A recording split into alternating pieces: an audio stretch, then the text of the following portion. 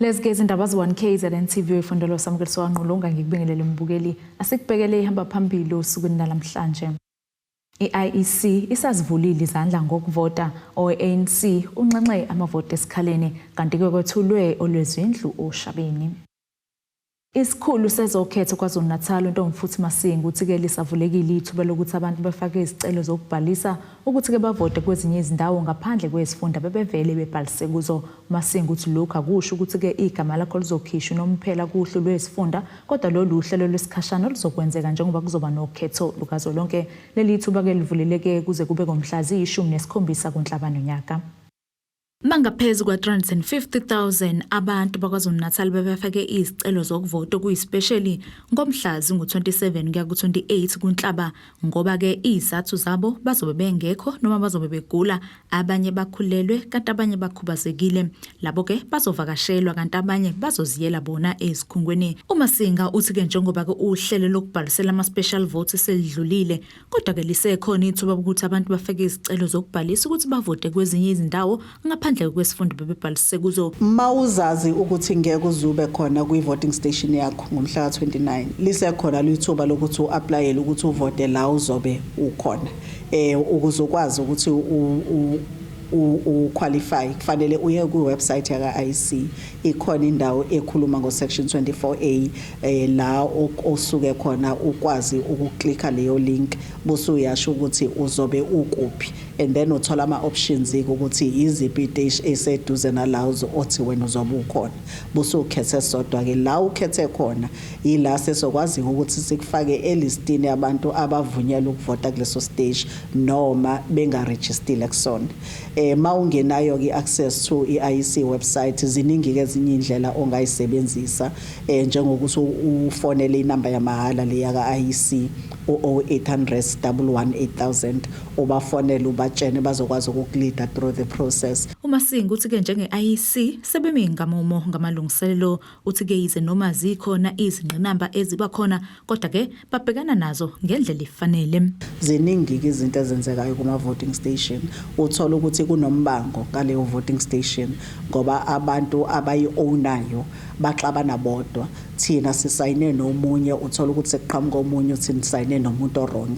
We can't push our way and force ukuthi sisebenzise, but that doesn't stop us ukuthi let's say makmase kuthiwa kuba nezikhokhula kuba khona i-voting station esiphazamiseka asakwazi ukuthi siqhubeke sisebenzise, we can still change. uMasinga uphetha ngokuthi ke agqugquzele umphakathi kuba ke uphume uyovota ngobuningi ube sechaza ngokuthi ke akusiliqiniso ukuthi ke uma ubhalisile ukuvota kodwa wase ukhetha ukuthi ungavoti ivoti lakho ke liwelela eqenjini elibusayo uthi ke lokho kungamampunge. We believe in civic participation ukuthi wonke umuntu owakhele izwe lase South Africa une right yokuthi abe neqhaza uma khetha uhulumeni ozophatha South Africa. So siyagqugquzela lokho kakhulu and mabe baningi abantu abaphumile bayovota lokho kwenza nale election esiranayo ukuthi ihlonipheke ibe nesithunzi ukuthi bayihloniphile abantu ongavotanga awuvotanga abantu abavotile in every voting station isuke sine voters roll esiprintile sesinana le voters roll automated manje ebakulomshini lo iVMD esuke siphethe kuma voting station.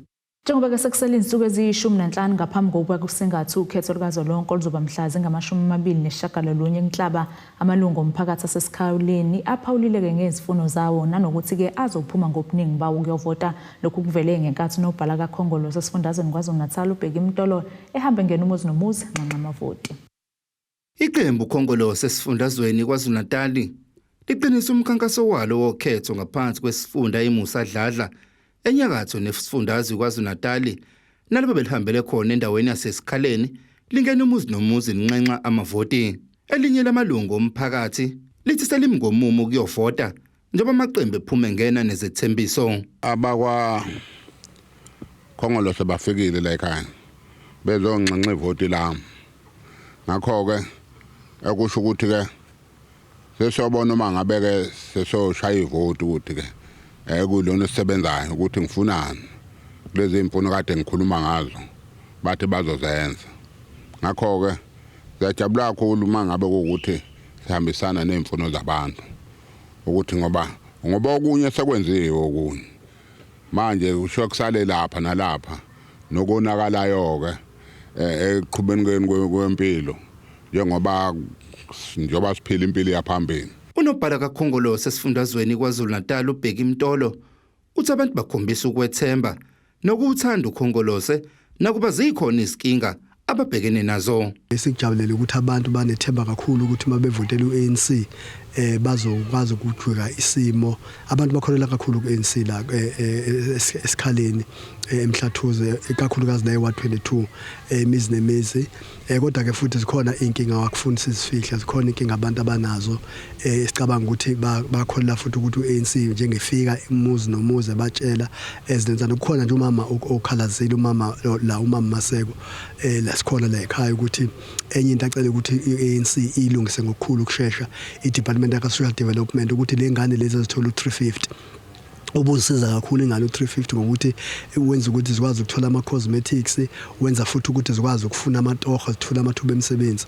Kodwa ingane yakhe yena yayiThekwini iyofuna amatoho then wayifakela 1000 rand ngoba sebebona ngene 1000 rand bamese beyukhipha ke bawuqeda lo 350 mase ese apply kwathiwa khona imali ayitholayo besho 1000 rand eyi1. Cabanga ukuthi lento ezikhona nje ku system abathi bafuna abantu sizilungise. Kodwa nje uyabona ukuthi noba beziraise lezi zinto ezikhona kodwa bakhoyela kakhulu kuANC futhi babonga ukuthi uANC usebenze kakhulu ukushintsha impilo zabo. Bakholwa futhi ukuthi uANC uzoqhubeka kakhulu afikelele la engafikelele ngakhona. Umtolo uphinde waveza ukuthi bazohlangana nomphakathi kakhulukazi abafundi basekolleji kanye nezakhamizi esezindala ukuzwa ngesikhalo zabo. Kodwa futhi ufuna simamele nabantu ukuthi abantu bathi yini ebafuna siyilungise sikwazi ukuthi masibuyele emuva sikwazi ukuhlela ukuthi lokhu sikusakule department lokhu sikusakule department. Ubonakala uya ngokuqina umkhankaso wamaqembu ezindaweni eziningi ezakhele isifundazwe KwaZulu-Natal njengoba umbango umkhulu ngalesifundazwe. Ezindabeni ze1 KZN TV kubikuthi abantu maphumulo esikhaleni. Ungqongqoshe ezokuhlalisa kwabantu kanye nemisebenzi yomphakathi uSipho KK Nkosi wethuleke uhlelo lokwakhiwa kwezindlu zesigaba kesesithathu endaweni yasoShabeni oGuniseni nesifundazwe KwaZulu-Natal. Kanti ke ubengahambi yedwa behambisana nongqongqoshe wezezimali uPeggy Nkonyeni naye kobezonikelela osomabhizinisi abasafufusa kuyona le ndawo nokukhuthaza ke kuthena abantu basisungulela amabhizinisi abo njengobekela kuleli lento lamathuba omsebenzi. Ungqongqoshe wezezimali kwisifundazwe KwaZulu-Natal uthi kubalekile ukuthi abantu bazihlomise ngamakhono ukuze bakwazi ukuxosha ikade eziko ngokuya kofunda kuma TVET colleges kanye nama community education centers. Ukusho lokhu ngesikhathi bebamba ibudget imbizo lapho bebehlola khona bewumnyango ukuthi imali abayikhiphayo yenza muphi umsebenzi. Lokhu bakwenza endaweni yasoShabeni oGwini. Si promoter iTVET sector manje. Abantwana bethu banede baphase bafu wonke umuntu ufuna ukuya euniversity. Sithi ke thina khona nama TVET colleges. Abahambe bofunda amakhono kuma TVET colleges. Kanjalo futhi khona nama community education centers. Ngoba uAbet wa transformwa into ama community education centers. Nakhona akusafundiswa eBhence sekufundiswa ukuthi ufuna ukuthunga sokufundisa ukuthunga, ufuna uba uplumber sokufundisa uba uplumber. Mase uphuma lapho uphuma namathuluzi akho okuyosebenza, usuyi-entrepreneur, usomabhizinisi. And makhono oshoda kukho maningi amanye ama-programs kahulumeni akulekelelayo ukuze uqhubeke usomabhizinisi ke manje. Uthi njengoba behambisana nongqongqoshe wezokuhlaliswa kwabantu kanye nemisebenzi yomphakathi bebezohlola ukuthi uhlelo lokwakhiwa kwezindlu luqhubeka kahle yini. Thina njengomnyango wakwa-finance sihamba sibuka ukuthi ama-government departments njengoba sasenze i-appropriation ye-budget saba-allocatela iy'mali zokuthi wena hamba Department of Human Settlements yokwakha izindlu Shabeni, niyazakha yini izindlu Shabeni. Ngizokhumbula ukuthi siye sa-appropriate noma saphasisa i-budget ka-150 billion rands during this current financial year. Ingakho ke sihamba siyilandela ukuthi hayibo nje from April onwards le budget isebenza kahle yini. Ungqongqoshe ezokuhlaliswa kwabantu kanye nemisebenzi yomphakathi uthi bebezokwethula isigaba sesithathu sokwakhiwa kwezindlu kule ndawo. Umnyango wethu usuqedile ngo-phase 2 wezindlu esaseyithulile ngo-2013 ezo-1000 esazakha-ke ezo-800 bese kusele u-200 siqaleke ekuseni kwamama uhlophe la besiyothula khona indlu yokugcina ka-phase 2 and manje siqala iphase entsha-ke manje lo phase 3. Uthi benza isiqiniseko sokuthi bakha izindlu eziseqophelweni eliphezulu.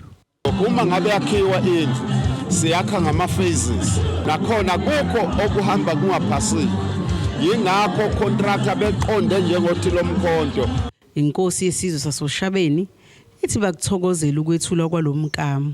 Kusho olukhulu kakhulu kumina ngoba abantu bebezidinga izindlu and bazokwazi ukuba benefit kakhulu kuzovela namathuba emisebenzi ukuthi intsha ekwazi ukusebenza abangasebenzi. Kuphinde kwanikezelwa izikole ngezinsiza ezahlukene. Lo mbiko benwethulelo zamando sicele wezindaba ze1 KZN TV ngisoShabeni. Lihlehlisele komhlazi ngama-25 uNhlangulane icala abafundi abayi-15 besikhungo semfundo ephakeme amaJuba TVET College kuzokhumula ukuthi ke labafundi babamba umbhikisho emagcekeni alesi sikole ngenyanga edlule lapho ke baveza khona ungenami njengoba ke babekhala ngokuthi ke abasithole kahle isibonelelo sika NSFAS kanye ke nokungatholi imfundo ngendlela efanele. Labafundi ke bazovela enkantolo eMantshi Matateni ngenyanga elandelayo njengoba kuvele kuba ke kukhona abafundi abangafika ngenkantolo namhlanje. Bakhale ngokuthi abazwisisanga kahle isizathu sokuba kuhlehliswe icala abafundi basemaJuba TVET College. Icala lethu ke namhlanje lihlehlisiwe lahlehliselwa umhla ka-25 June ngoba uphas 8 ekseni.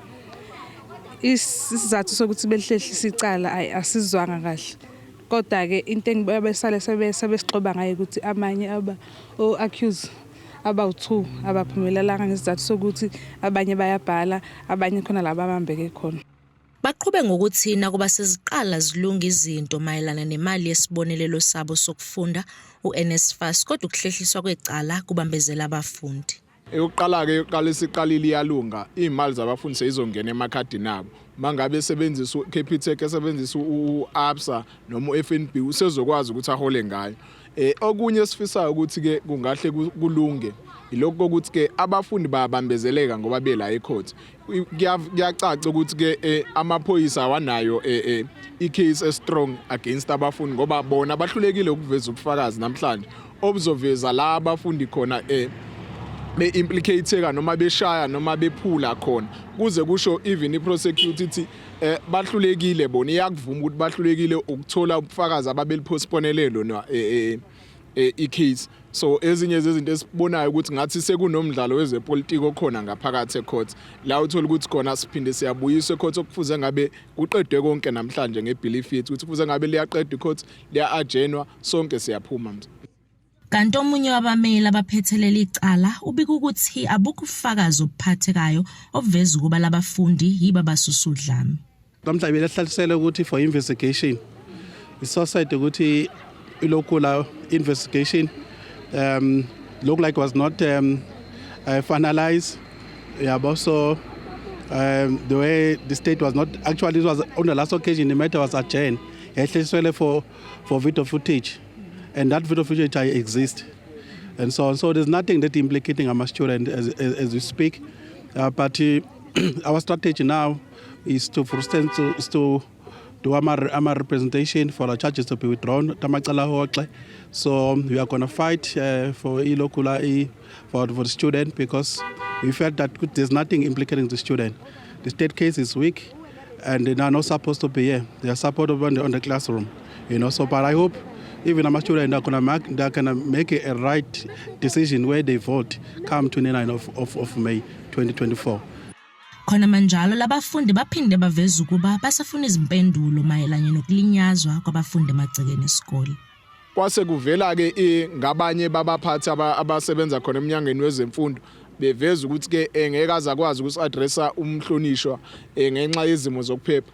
Umbuzo uthi ke la sasesidutshula khona kwaseyishone phezokuphepha ngoba akekho umfundo wayeshayile owayevandalize lutho njengoba ade kusho even iprosecutor namhlanje ukuthi akukho kuyiproperty okwavandalizer so umbuzo uthi sasiyingozi ngani ngoba sasesidutsula singabafundi ezinye zezinto esisafisa ukuthi ke inkantolo isichazele zona mhlawumbe sizokwazi ukuthi siphenduleke ngakuzona. Thobeka Dladla ezindabeni ze1 KZN TV eMajuba. Asike seyitolo sibe siqhubeke nazo indaba zethu.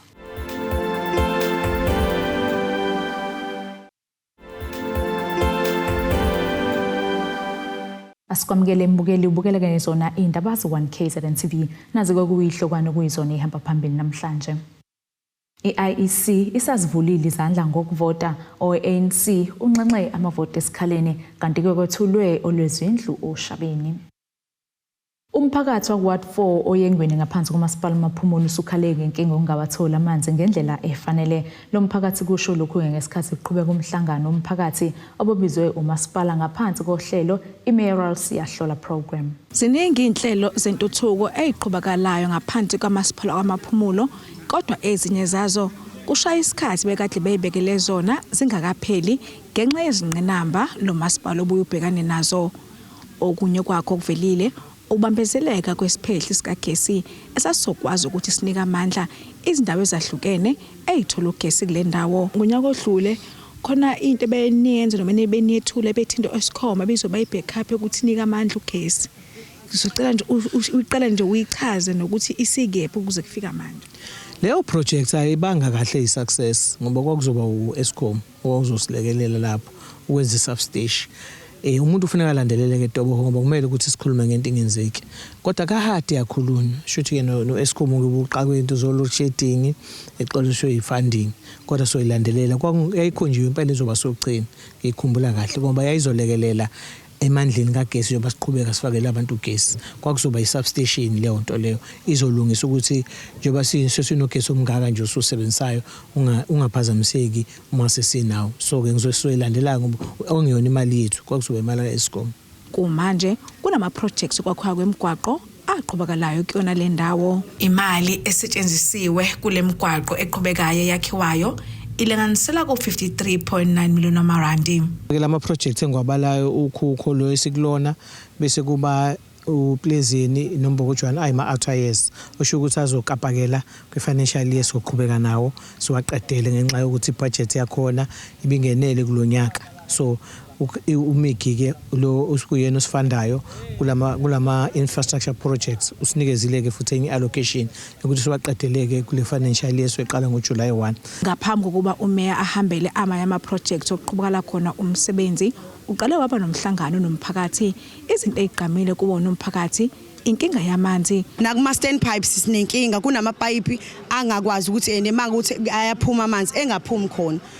Into esiprovidayo njengamanje yiwa amavaterkani into ebengiyithanda mina ebengayincomela ebengayijabulela njengamanje kulesimo esibhekene naso njengamanje kuukuthi sandiselwe singezelelelwe amavaterkani ukuze mhlambe izothi mhlambe imiphumile ize yongweni uthola ukuthi mhlambe enye ikhishiwe ngale iyovala ngale impungeni ngoba inkinga enkulu esinayo thina la inkinga yase empungeni abanawo even ama pipe abanazo ngisho i10 pipe. uMayor Paula mayelana nodaba lenkinga yamanzi oselithatha isikhathi eside kulo masipala uthi kunongahambisi kahle koenjiniyela abasuke betshala ingqalazizinda okuyiyona esikuzosiza ukuthi kuhlenze kwamanzi emphakathi. Engakubuka mina esikhathini sami sengifike local government kusiyami silideka ngento ye-feasibility uma kwenziwa i-project ikakhulukazi yamanzi because uma uya nje la ilembeni ungasuhambe Tebo uthatha isikhathi sakho zonke intaba sine-infrastructure emali but akho ngisho iconsi lamanzi liphuma khona ngisho emagcekeni bekade ifakiwe infrastructure ngoba kuthenje ukuthi leli Vutshane Dam sizophuza but njengamanje khulunywa ngeminyaka u4 kuyale iminyaka u5 kuyale but abantu njengamanje bahalambela amanzi abantu baningi bakhulile. Kutebo Hosbisi wezindaba ze1 KZN TV ku channel 261 ngesoyengweni ngaphansi kamasipala kaMaphumulo. Umholi weqembu le-Action SA KwaZulu-Natal uZwakele Mncwangu unikelekele wesifazane owasika umlenze wakwaMasane eMtubatuba ngesihlalo ke-S namasondo. Umncwango wahlonza lona wesifazane ngesonto ledlule ngesikhathi uqhuba umkhankaso ongena umuzi nomuzi kuyo le ndawo. Uhlulekile ukuzibamba izinyembezi zenjabulo ugogo Christina Ndlanzi oneminyaka u66 ubudala wasemtubatuba kwaMsane ngesikhathi enikelwe ngesihlalo esinamasondo umholi weAction SA KwaZulu-Natal uzwakele Mncwango. Ugogo uNdlanzi wanqanyulwa umlenze eminyakeni emithathu edlule ngemuva kokugula. Ngibonga kakhulu abakwenzeka kimi ibusisa abangenzele zona bengingeke akekho bezongenzela le wheelchair nale cross engake ngiyibona phambi kobuso bami. Ngiyabonga Nkosi yami uNkulunkulu anibusise naba wa-Action. Hayi besishisa bengithi mangihamba ungathi ngizowa kule nqola ngoba manje iyaxega amasondo izikhali ethi qweqweqwe ngibona ngathi yawa. Ngithi Nkosi yami mangikhuphuka ngithi ngibheke ekliniki lapha ngizosala phansi. Kodwa uNkulunkulu lenzile icebo. Ngiyabonga abakwa-Action. Ugogo uNdlanzi utholele olusizo ngemuva ukuthi kumholi weAction SA KwaZulu-Natal ngeledlule ubeqhuba umkhankaso ongena umuzi nomuzi kule ndawo nokulapha sibophezele khona ukulekelela kulesimo ugogo uNdlanzi abhekene naso. Isimo sikagogo umekhala ngokuthi sonqunya umlenze uyabona umuntu bazoba disabled ngeyonto ade ikhule iyona ethi se no 60 something ayithole seba umuntu wasenamunye umlenze isimo esibhlungu kakhulu leso umechaza isimo sakhe ugogo ukuthi ukusuka nje la ekhaya clinic kuyinkinga kangakanani nanokuthi ishothiwa usebambe kangakanani ama ambulance lana wafika ngesikhathi engicabanga ukuthi zinsele esinazo ke lezo kakhulukazi kwezempilo esifundazweni ukuthi insiza emphakathini kakhulukazi emalokishini nasemakhaya azikho kangako kwangithinta kakhulu njengomholi ukuthi hey sengifile la ekhaya ugogo ukhala ngewheelchair ukhala ngendlala nami futhi ngasibona isimo ekhaya ngathi akumile kahle yikho ngathi cha ngeke ngithembise kumuntu omdala kodwa ngizoke ngiyobheka nami ukuthi awukhona nganyasa khona sibuyise usizo. Umncwango ubese egqugquzela imiphakathi iyodwa ukuba keyilekelelane uma ibona omunye umakhelwane ke enenkinga. Okunye kusuke kuyinto encane engadingi uhulumeni njengale efuna ugogo nje ngicabanga ukuthi inselelo yosomabhizinisi abaningi nabanje emphakathini engikholwa ukuthi njengoba kunomakhelwane fangabe simbasa isimo sikagogo angikholwa ukuthi zonke inkinga idinga osopolitiki zonke inkinga idinga uhulumeni khona inkinga engicabanga ukuthi ziyinsele emphakathini nje ukuthi uma ngisendaweni kunengane yamakhelwane enginasicasuka esikoleni kunengane yamakhelwane lengadlile asibuyisa ubuntu nje yokuthi ke sizane that culture yokuthi sikwazi ukusizana nje ama values obuntu engicabanga ukuthi asiyashoda kakhulu kuthina singabantu abamnyama okunye yebo kudinga uhulumeni ukuthi angenelele kodwa kunye kudinga uhulumeni. Ezindabeni ze1KZN TV kubika uNkosenhle Mthembu kwaMsane eMtubatuba. Ofunde wagogoda kwezifundo zobudokotela kwezokufundisa eNyuvesi kwaZulu-Longoye uDokotela Mandla Kayiselanga oneminyaka engama-71 unxuseke intsha kuba ke iqhubeka nokufunda ingayeki noma ngabe ke kuthiwane ekhuluma neithemba lezindaba uLanga uthi ke ukuvala kwenduku ezikoleni kwaba nawo umthelelo omubi nakuba ke uhulumeni akhethe ukuyivala esikoleni. Lona uDokotela uMandla Kayiselanga wasempangeni enyakatho nesifundazwe KwaZulu-Natal noneminyaka engama-71 ubudala uqinisekise isisho esithi imfundo kayikhulelwa ngenkathi ethweswa iziqu zobudokotela emkhakheni wezemfundo eNyuvesi yakwaZulu Ongoye. uLanga uthi intsha kumele izibophezele kwimfundo ingazibeki phansi. Ngathi empeleni uyazi ukufunda awenzeli umuntu uzenzela wena. So singabagqugqumezela abantwana bethu ukuthi uma befunda bafundela ukuthi babe abantu abangcono bacabange kangcono babe nolwazi bakwazi ukufuna ulwazi ukuze balithole ngoba ulwazi likhona ukuthi ufuna umuntu uzoligubha nje aligubhe uma eselitholile umuntu ulwazi akekho onamandla ukulisusa empilweni yakhe noma engqondweni yakhe seliyamsiza kulwazi ukuthi ahambe ecophelele evuleke amehlo engqondo. So bengathi ke ukuthi kwenzekani ake sithi siphile esikhathini lapha ngathi khala ukuthi imisebenzi ayikho. Abanye sebengaze babe nakho kulingeka bathi ngisafundelani ngoba angifunde ngoba angizukuthola umsebenzi. Kanti akushongo ukuthi imisebenzi yobani. Abantu bayithola imisebenzi uma nawe ubekezela kuyofinyelela lapho uthola khona kodwa hlala esikoleni ufunde. uLanga uthola iziqu zakhe zobudokotela uthi ukuvalwa kokusetshenziswa kwenduku esikoleni kwaba nawo umthelela omubi. Khona kuyiqiniso ukuthi umntwana kufanele ethuswe. Uma ethuswa kabulawa ngufundisi mina ngizothi ngokuseva ibandla njengamanje lelithi ingane ungayigodleli uswazi ngoba uyayihlakaniphisa. Awusho ukuthi nawo lo mthetho weBhayibheli thatha isagile noma isikhwili uyibhonye. Angifuni ukuphambana lomthetho kahulumeni kodwa njengomzali nami ezami ingane seyikhulile nokho ziyasebenza.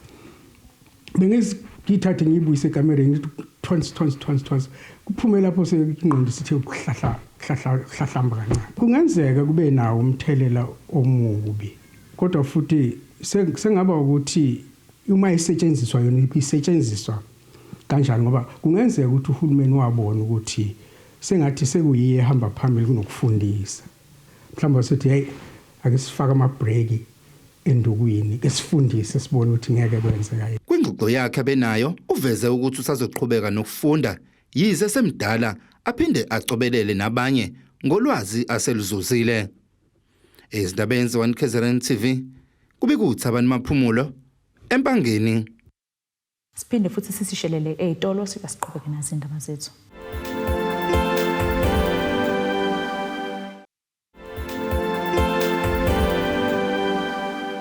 Asiphinde ke sikwamukele mbukeli usabukele zona indaba zo1KZN TV. Nazi ebesithe izona ebehamba phambili usukwini namhlanje.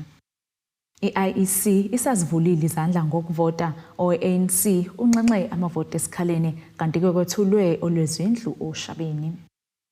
Ake sibheke engosini yezomnotho.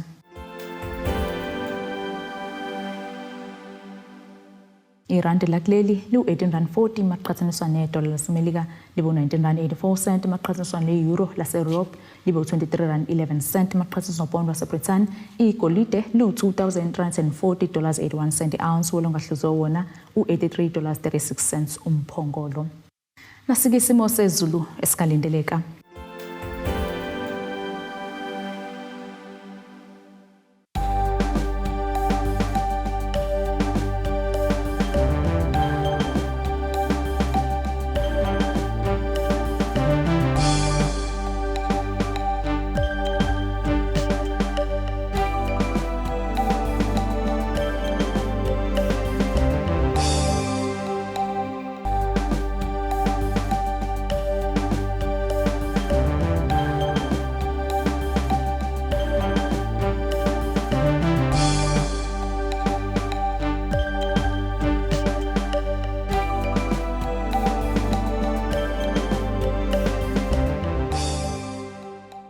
Mukeleke siyaguqa bese kuphathele zona usuku namhlanje. Mina nawe ke sizohlangana kusasa futhi ngase isikhathi esifanayo. Nisale kahle. Abethuli bethu bezindaba baxhaswe iTulis Bayview Bridal. Ungabashayela kulezi zinombolo ezivelile.